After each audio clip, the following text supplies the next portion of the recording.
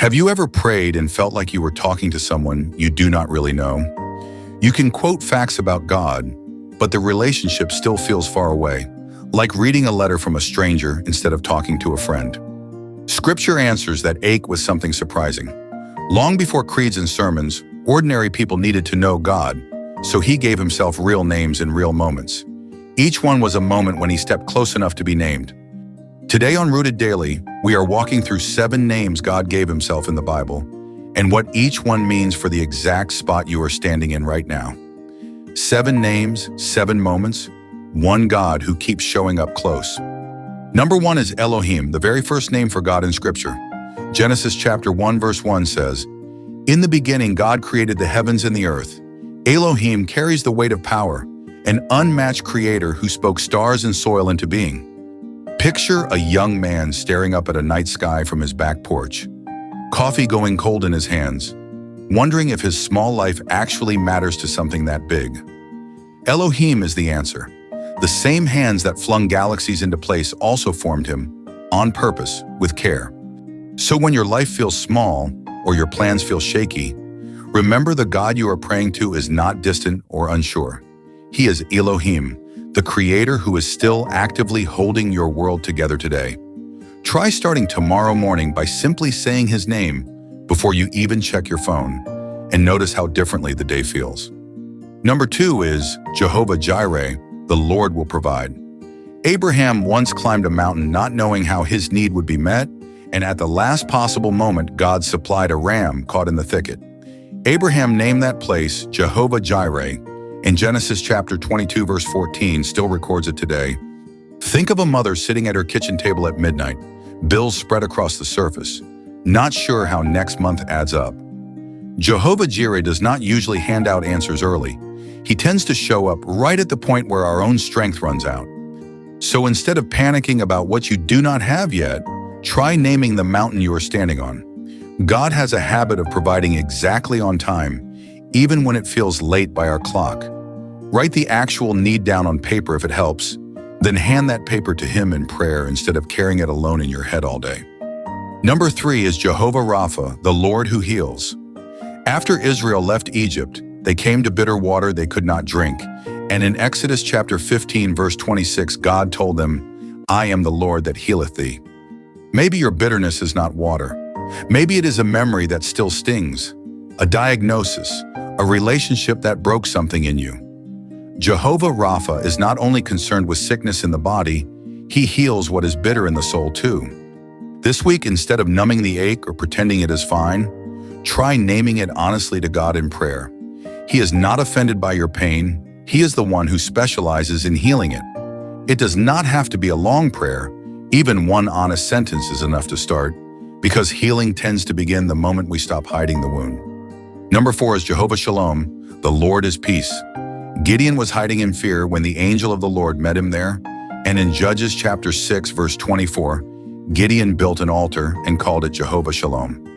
Picture someone lying awake at 2 in the morning, mind spinning through everything that could go wrong tomorrow. Jehovah Shalom does not promise a life with no storms.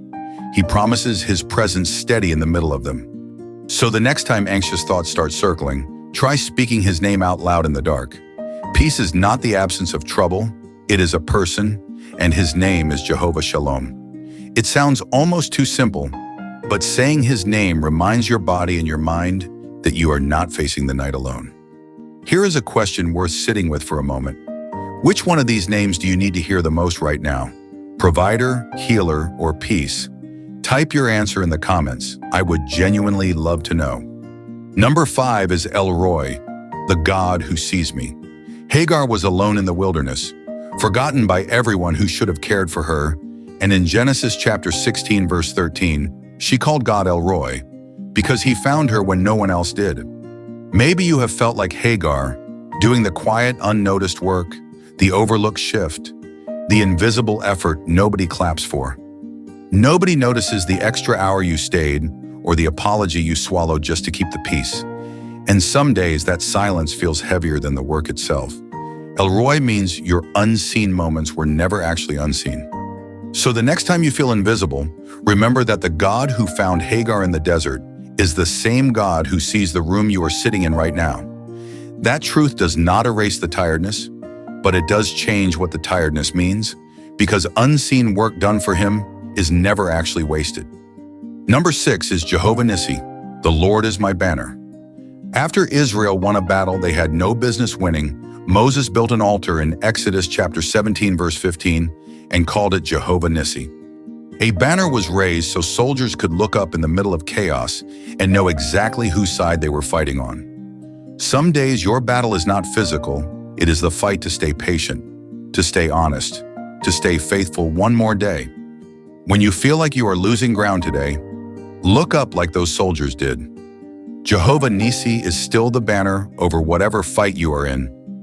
Whisper his name under your breath if you need to, right there at the bus stop or the sink full of dishes, and let it steady you. Number 7 is Immanuel, God with us.